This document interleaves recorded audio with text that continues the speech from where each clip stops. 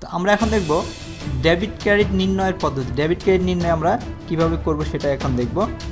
আমরা ইকুয়েশন আগেই শিখেছি আমাদের asset equals to liability plus equity.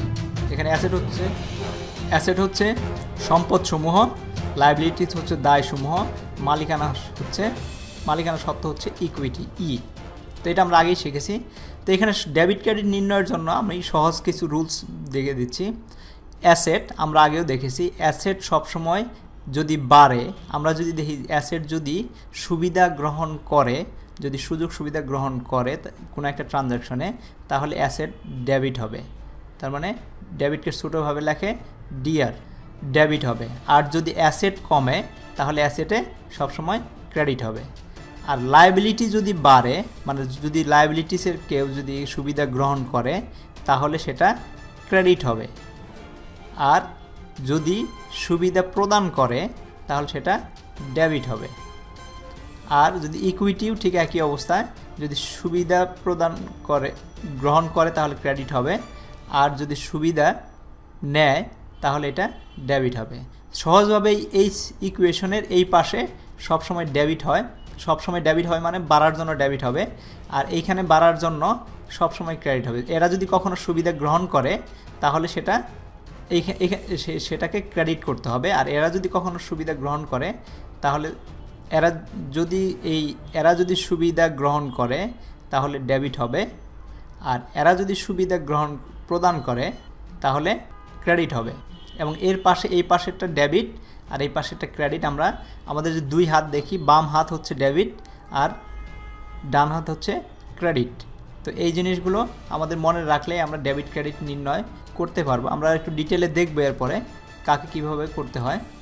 তো আমাদের মূল হিসাবের ব্যবসায় মোট 5 ধরনের হিসাব দেখতে পাই। একটা হচ্ছে সম্পদ। আমরা ওই যে আগে যেটা পড়েছিলাম, যখন ইকুয়েশন এ equals to L plus E কে যখন ভাঙলাম, ই এর মধ্যে হচ্ছে কি ওনার্স ইকুইটি প্লাস আয় ব্যয় ধরা হয়েছিল। তো এল হচ্ছে দায়, মালিকানা সত্ত্ব একটা, তার সাথে আয় এবং ব্যয় আরও দুইটা খাত আমরা পেয়ে যাচ্ছি। তো আয় ব্যয় মালিকানা সত্ত্ব এটা ই এর একটা পার্ট, ইকে ভেঙে আমরা এইভাবে লিখতে পারি। তো এখানে সম্পদ হচ্ছে লেনদেনের ফলে সম্পদ বাড়তে পারে বা কমতে পারে। সো এই সম্পদ যদি কখনো বাড়ে তাহলে তাকে ডেবিট করতে হবে, আর যদি কমে তাহলে তাকে ক্রেডিট করতে হবে। যেমন আসবাবপত্র ক্রয় করা হলে সম্পদ বৃদ্ধি এবং বিক্রয় করা হলে হ্রাস পায়। তার মানে সম্পদ বৃদ্ধি পেলে ডেবিট হবে, সম্পদ হ্রাস পেলে ক্রেডিট হবে। তো আমরা যদি কোনো একটা ট্রানজ্যাকশন দেখে, কোনো একটা ঘটনা দেখে যদি আমরা প্রশ্ন করি এবং সেটা যদি সম্পদ রিলেটেড হয়, এটা কি সম্পদ রিলেটেড? ইয়েস। এটা কি বাড়তেছে না কমতেছে? বাড়তেছে, তার মানে এটা ডেবিট হবে। আর এটা কি কমতেছে? যদি কমে তাহলে এটাকে ক্রেডিট হবে। আর যদি দায়, আমরা একটা ট্রানজ্যাকশন ঘটনাকে বা যদি আমরা অ্যানালাইসিস করি, বিশ্লেষণ করি, যদি দেখি যে সেটা দায় আছে, যে সম্পদের মধ্যে লেনদেনের ফলে দায় বৃদ্ধি এবং হ্রাস পেতে পারে। ব্যাংক থেকে ঋণ নিলে দায় বৃদ্ধি পায়, ঋণের কিস্তি পরিশোধ করলে দায় হ্রাস পায়। সম্পদের সাথে দায়ের সম্পর্ক বিপরীত। তার মানে হচ্ছে দায় যদি বাড়ে, যদি দায় বাড়তে থাকে তাহলে সেটা ক্রেডিট হবে, ক্রেডিট হলে দায় বাড়বে। আর যদি দায় কমে তাহলে ডেবিট হবে। তো এখানে আমাদের দেখতে হবে ডেবিট মানে জানি সুবিধা গ্রহণকারী। তো সুবিধা গ্রহণ কে করতেছে? যদি লায়াবিলিটি কখনো সুবিধা গ্রহণ করে তাহলে লায়াবিলিটিকে ডেবিট করব। আর যদি লায়াবিলিটিস কখনো সুবিধা প্রদান করে তাহলে লায়াবিলিটিসকে ক্রেডিট করব। তো এইটা যদি প্রত্যেকটা আইটেম ট্রানজ্যাকশনের আগে যদি আমরা কোশ্চেন করতে পারি যে সে সুবিধা কারা এর সাথে জড়িত এবং তার মধ্যে কে সুবিধা প্রদান করতেছে, কে সুবিধা গ্রহণ করতেছে, তাহলে ডেবিট ক্রেডিট করা খুব সহজ হয়ে যাবে। যে সুবিধা গ্রহণ করবে সে ডেবিট হবে, আর যে সুবিধা প্রদান করবে সে ক্রেডিট হবে। তারপর আছে মালিকানা সত্ত্ব। মালিকানা সত্ত্ব হচ্ছে ব্যবসায় শুরু করার জন্য মালিক প্রথমে মূলধন আনে, সে টাকা দেয়, ব্যবসা শুরু করে, ফলে মালিকের সত্ত্ব বৃদ্ধি পায়। আর মালিক ব্যবসা থেকে ব্যক্তিগত প্রয়োজনে উত্তোলন করলে মালিকানা সত্ত্ব হ্রাস পায়। মালিকানা সত্ত্ব প্রতিষ্ঠানের জন্য এক ধরনের দায়। প্রতিষ্ঠানের জন্য দায় কেন দায় হচ্ছে? কারণ হচ্ছে মালিক টাকা দিয়েছে ব্যবসা করার জন্য, সেই টাকা যে কোনো সময় নিয়ে যেতে পারে এবং তাকে দিতেই হবে। এই জন্য এটা একটা দায় হিসাবে ধরা হয় ব্যবসায়ী ক্ষেত্রে, যদিও এটা মালিকের ব্যবসা, তারপরেও এটা ব্যবসায়ীকে দেখানো হয় যে হ্যাঁ মালিকের এই টাকাটা আমাকে ফেরত দিতে হবে। কারণ হিসাব বিজ্ঞানের নীতি অনুযায়ী মালিক ও ব্যবসা প্রতিষ্ঠান আলাদা সত্ত্ব। তো নীতি অনুযায়ী মালিক যখন ব্যবসা প্রতিষ্ঠান দিছে তখন ব্যবসা প্রতিষ্ঠানে একজন আর মালিক হচ্ছে আরেকজন, কারণ অনেক ব্যবসা প্রতিষ্ঠানে একই ব্যবসা প্রতিষ্ঠানে একাধিক মালিক হতে পারে।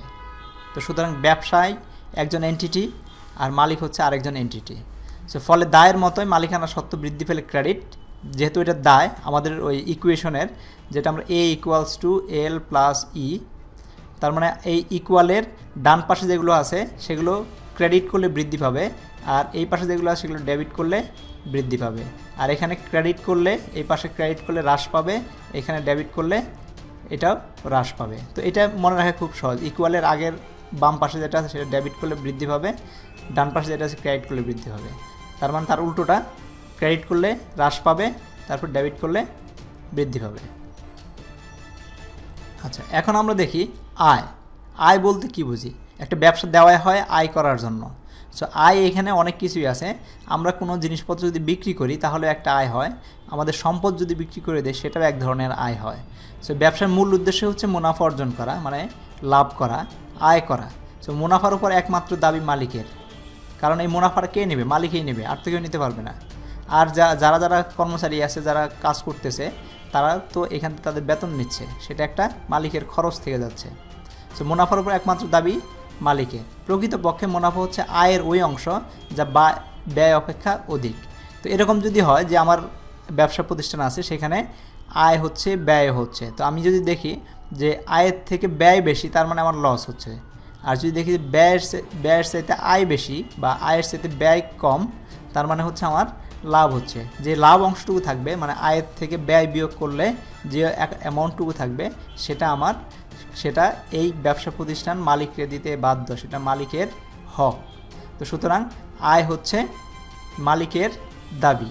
তো এই জন্য আমরা এর এই পাশে লিখে থাকি। তা আয়টা এই জন্য আমাদের ক্রেডিট করলে আমরা বলতে পারি আয় মালিকের সত্ত্বের বৃদ্ধি ঘটায়, মানে আয় হলে মালিকের সত্ত্বের বৃদ্ধি ঘটায়। আর মালিকের সত্ত্ব বৃদ্ধি ঘটায় মানে কি? ক্রেডিট। মালিকের সত্ত্ব কখন বৃদ্ধি হবে? ক্রেডিট করলে বৃদ্ধি হবে। তো আয়টা সবসময় ক্রেডিট হবে, ক্রেডিট হিসাবে যাবে। আর আয়টা যেহেতু মালিকের সত্ত্ব, সুতরাং এটা আমাদের রাইট সাইডে আছে। তাই আয় বৃদ্ধি পেলে ক্রেডিট, হ্রাস পেলে ডেবিট করতে হবে। আয় যদি আমরা যদি এখন কোশ্চেন করি কোনো একটা সিচুয়েশনকে যে আমার এখন কী করতে হবে, তখনই আমরা আনসার পেয়ে যাব। যদি আয়টা আমার যদি বৃদ্ধি পায় তাহলে ক্রেডিট করব, আয়টা ক্রেডিট করব। আর যদি হ্রাস পায় তাহলে আয়টাকে ডেবিট করব। এখন হচ্ছে ব্যয়। ব্যয়টাও কিন্তু মালিকেরই একটা অংশ। ব্যয় হচ্ছে আয়ের বিপরীত। আয় আমাদের টাকা আসে আর ব্যয় হচ্ছে টাকা যায়। বিভিন্ন কারণে আমাদের ব্যবসা প্রতিষ্ঠানে ব্যয় হয়ে থাকে। আয় যেহেতু মালিকানা সত্ত্বের বৃদ্ধি ঘটায়, তাই ব্যয় হলে মালিকানা সত্ত্বের হ্রাস হবে। তার মানে আয় হলে মালিকের লাভ হয়, আর যদি ব্যয় হয় সেটা মালিকের টাকার থেকে খরচ হয়ে যায়। সো ব্যবসায় ব্যয় মালিকানা সত্ত্ব কমিয়ে দেয়, কারণ ব্যবসায় ব্যয় মালিকানা সত্ত্ব কমিয়ে দেয়। তার মানে ব্যয় যদি ডেবিট হয় মালিকানা সত্ত্ব কমে যাবে। এই জন্য যেহেতু কমায়, এই জন্য মালিকানার ব্যয়টা সবসময় ডেবিট হতে হবে। ব্যয় বৃদ্ধি পেলে ডেবিট, আর হ্রাস করে ক্রেডিট করলে হ্রাস করবে। তো সুতরাং আমরা যদি কোনো একটা ব্যয় দেখি এবং সেটা যদি দেখি যে সে ব্যয় হ্রাস করতেছে, মানে ব্যয়ের থেকে সে সুবিধা গ্রহণ করতেছে, তার মানে তাকে আমরা ক্রেডিট করব। আর যদি সে সুবিধা গ্রহণ করে তাহলে আমরা ডেবিট করব, আর যদি সুবিধা প্রদান করে তাহলে আমরা ক্রেডিট করব। তার মানে যদি ব্যয় বৃদ্ধি পায় কোনো একটা ঘটনার জন্য, তার মানে সেটা ডেবিট হবে। আর যদি ব্যয় হ্রাস পায় কোনো একটা ঘটনার জন্য, তাহলে সেটা ক্রেডিট হবে। আমরা এখন দেখি এখানে কিছু ঘটনা দেওয়া আছে বা ট্রানজাকশন দেওয়া আছে, অর্থনৈতিক ট্রানজাকশন দেওয়া আছে। আমরা সেগুলো কীভাবে লিখব? তো তার আগে জানাই, দুতরফা দাখিলা পদ্ধতি, যেটাকে বাংলায় জাবেদা বলে বা জার্নাল বলে ইংরেজিতে। তো জার্নালটা লিখতে হলে এইভাবে লিখতে হয়। জার্নালে একটা বই থাকবে, জার্নালে একরকম পেজ থাকবে, তোমরা হয়তো দেখতে পারো, বিভিন্ন খাতা পাওয়া যায় এগুলোর উপর। তো এগুলো হচ্ছে তারিখ থাকবে, তারপর হিসাবের নাম, যে হিসাব, আর একটা বিবরণ লিখে রাখার জন্য থাকবে, এইটা একটা ঘর থাকবে। তারপর ডেবিট অ্যামাউন্ট কত, ক্রেডিট অ্যামাউন্ট কত, সেটা আমাদের বসায় দিতে হবে। তো এখানে আমরা দেখতেছি জনাব হাসান নগদ 50,000 টাকা মূলধন স্বরূপ এনে ব্যবসা শুরু করলেন।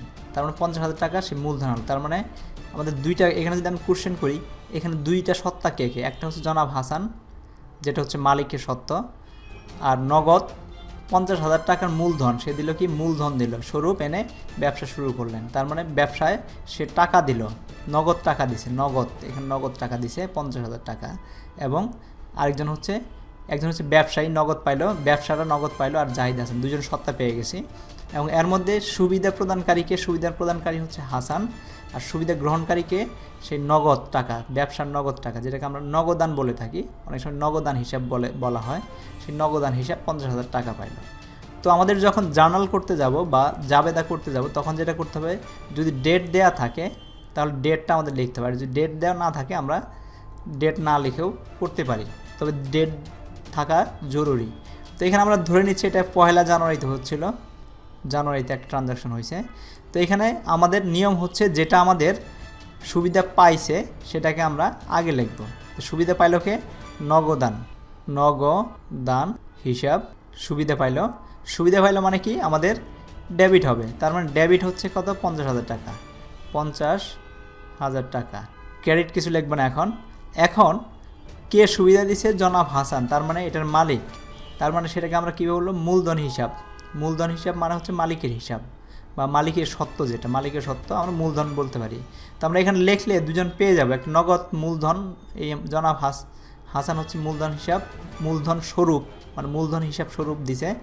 তো এখানে আমাদের পাচ্ছি নগদান, সে 50,000 টাকা মূলধন স্বরূপ এনে ব্যবসা শুরু করছে। তার মানে আমরা এখানে লিখতে পারি মূলধন হিসাব, আমাদের একটু সামনের দিকে এগিয়ে লিখতে হবে, এখানে একটু জায়গা রেখে। তো এখান থেকে আমরা শুরু করব, এখানে লিখতে হচ্ছে মূলধন হিসাব, যেহেতু সে সুবিধা দিছে তার মানে আমি এখানে ক্রেডিট করব 50,000 টাকা। এটা আমাদেরটা হয়ে গেল। তার মানে এখানে আমরা পেয়ে যাচ্ছি খুব সহজেই, এই লেখার মধ্যে সব কিছু পেয়ে যাব। 2 নম্বর হচ্ছে অফিসের জন্য আসবাবপত্র ক্রয় করা হলো 5,000 টাকা। অফিসের জন্য আসবাবপত্র ক্রয় করা হচ্ছে 5,000 টাকা। ধরো আমি একই ডেটে আমরা এরকম দিতে পারি। আরেকটা আছে, এইখান থেকে একটা নিয়ম আছে, এইখান থেকে চাইলে এরকম ব্র্যাকেটের মধ্যে তুমি একটু বিবরণ লিখে রাখতে পারো, যাতে যেহেতু পরে এগুলোতে রিপোর্ট হবে, বিভিন্ন তথ্য দেওয়া হবে, এখান থেকে একটু মনে লিখে রাখা ভালো, একটু বর্ণনা হিসেবে লিখে রাখতে হবে। এখান থেকে লিখতে হবে জনাব হাসান 50,000 টাকা দিয়েছিলেন, এইভাবে লিখে রাখতে পারো। তো আমরা এখানে ডট দিয়ে আবার 1 জানুয়ারি যেহেতু একই দিনে হচ্ছে আমরা এখানে লিখব। তো আমাদের এখানে আসবাবপত্র ক্রয় করা হলো, তার মানে সুবিধা পেল কে? আসবাবপত্র হিসাব। আর সুবিধা প্রদান করলো আসবাবপত্র ক্রয় করা হলো, তার মানে নগদান, মানে আমাদের টাকার থেকে 5,000 টাকা চলে গেল। তার মানে আমরা আগে লিখব আসবাবপত্র হিসাব, যেহেতু সে সুবিধা নিছে, আসবাবপত্র হিসাব কত টাকা? 5,000 টাকা। সে সুবিধা নিছে, তখন ডেবিটটা আমরা এখানে লিখব 5,000 টাকা। আবার একটু সরাইয়া, এখান থেকে একটু সরাইয়া লিখব, কোথেকে গেছে এটা? আমার টাকাটা নগদান বই থেকে গেছে, নগদান হিসাব থেকে গেছে, নগদান হিসাব থেকে গেছে।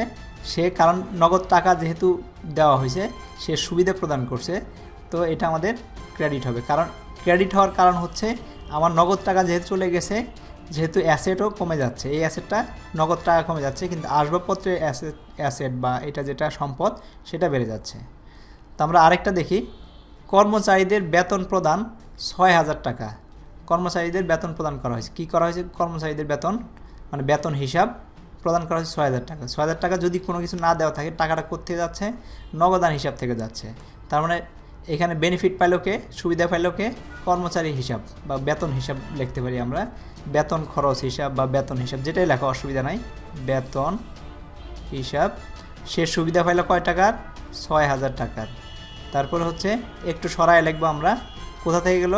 নগদান হিসাব থেকে গেছে, কয় হাজার টাকা গেছে? 6,000 টাকা। তো আমরা এইভাবে জাবেদা তৈরি করতে পারি 6,000 টাকা। আবার 4 নম্বর দিকে পণ্য ক্রয় 20,000 টাকা। পণ্য ক্রয় করা হয়েছে 20,000 টাকা। 20,000 টাকা ক্রয় করা হচ্ছে, কার কাছ থেকে? বাকিতে করা হচ্ছে কিনা লেখা নাই যেহেতু, সেটা নগদে করা হচ্ছে, তার মানে আমাদের নগদান হিসাব থেকে টাকাটা চলে যাবে। ঠিক একইভাবে আমরা এরকম একটা কলম দেব, তারপরে লিখব পণ্য ক্রয় হিসাব বা ক্রয় হিসাব, এরকম লিখতে পারি, যেটাই লেখো ক্রয় হিসাব। এখানে লেখা হলো ক্রয় হিসাব 20,000 টাকা, যেহেতু সে সুবিধা পাইছে, পণ্য ক্রয় করা হয়েছে, 20,000 টাকা ডেবিট হবে। আর সুবিধাটা দিল কে আমাদের নগদান হিসাব সুবিধাটা দিল, কারণ নগদ টাকা চলে গেছে। তার মানে নগদান একটু জায়গা রেখে নগদান হিসাব 20,000 টাকা ক্রেডিট হবে। তো এটা হলো, এখান থেকে আমরা দেখতে পারতেছি খুব সুন্দরভাবে আমরা কিভাবে দ্বৈত নীতি ফলো করে আমরা জাবেদা তৈরি করতেছি। এটাকে বলে জাবেদা বা ইংরেজিতে বলে জার্নাল। তো এরপরে আবার দেখি ঠিক একই যেটা আছে ওইরকম এটা আলাদা এক্সাম্পল হিসেবে দেখি। মনে করি এটা 2 তারিখের ঘটনা হয়েছিল, এটা 2 জানুয়ারি, 2 জানুয়ারি। সো 2 জান এখানে লিখব, লিখে হিসাব লিখব কি ব্যাংকে জমা দেওয়া হলো 25,000 টাকা। তার মানে ব্যাংক হিসাবকে ব্যাংকে টাকা দেওয়া হয়েছে, ব্যাংক সুবিধা হয়েছে। তার মানে আমরা লিখব ব্যাংক হিসাব সুবিধা পাইল কত 25,000 টাকা। যেহেতু সুবিধা পাইছে সেহেতু সে ডেবিট হবে। আর সুবিধাটা গেল কোত্থেকে, নিশ্চয়ই আমার যে টাকা ছিল নগদ টাকা ছিল সেখান থেকে গেছে। তার মানে এখানে একটু জায়গা রেখে লিখব নগদান হিসাব কত ক্রেডিট হবে, কারণ সে সুবিধা দিছে 25,000 টাকা। তারপর 6 নাম্বার যদি দেখি পণ্য ক্রয়ের জন্য পণ্য বিক্রয় করা হলো 28,000 টাকা। কারণ পণ্য বিক্রয় করা হয়েছে 28,000 টাকা। তার মানে এখানে সুবিধা পাইল কে, সুবিধা পাচ্ছে বিক্রয় করলে টাকা চলে আসে, তার মানে নগদান সুবিধা পাচ্ছে, টাকা ঘরে আসতেছে, তাই না? যদি তাই হয় তাহলে নগদান হিসাব সুবিধা পাবে এখান থেকে। তার মানে নগদান হিসাব সুবিধা পাইছে যেহেতু সে ডেবিট হবে, 18,000 টাকা ডেবিট হবে। তার মানে আর ক্রেডিট হবে কে, বিক্রয় বা পণ্য বিক্রয়, একটু জায়গা রেখে বিক্রয় হিসাব সে ক্রেডিট হয়েছে। তার মানে 18,000 টাকার পণ্য বিক্রয় হয়েছে, এটা আয় হয়েছে এক ধরনের। তার মানে আয় বাড়ে কখন, যখন আয় বাড়ে তখন সেটাকে আমরা ক্রেডিট করি, যখন আমাদের অ্যাসেট বাড়ে বা সম্পদ বাড়ে তখন সেটাকে ডেবিট করি। দেখো এখানে নীতিটা ফলো করা হচ্ছে, সব জায়গাতেই নীতি ফলো করা আছে। 7 নম্বর বিজ্ঞাপন বাবদ চেক প্রদান করা হলো 7,000 টাকা। বিজ্ঞাপন বাবদ খরচ হচ্ছে সুবিধা পাইতেছে কি বিজ্ঞাপন বাবদ খরচ যেটা, বা বিজ্ঞাপন খরচ লিখতে পারি, বিজ্ঞাপন খরচ সুবিধা পাচ্ছে, তাকে দেওয়া হচ্ছে কত 7,000 টাকা, 7,000 টাকা। আর সুবিধা প্রদান করতেছে কে, চেক দেওয়া হয়েছে, তার মানে ব্যাংক থেকে টাকা যাচ্ছে, তার মানে ব্যাংক হিসাবটা সুবিধা প্রদান করতেছে, ব্যাংক হিসাব এখান থেকে 7,000 টাকা ক্রেডিট হবে, কারণ এই ব্যাংক হিসাবটা কমে যাবে, এই জন্য ক্রেডিট হবে। ঠিক একইভাবে কমিশনে পাওয়া গেল 3,000 টাকা, 3,000 টাকা নগদ আসলো, তার মানে নগদান হিসাব এটা ডেবিট হবে, ডেবিটটা আমরা সবসময় আগে লিখবো। আর ক্রেডিট হবে কে, এটা মনে রাখতে হবে, এটা সবসময় অ্যালাইন রাখতে হবে, একটু জায়গা রেখে এখান থেকে তারপর ক্রেডিট অংশ লিখতে হবে।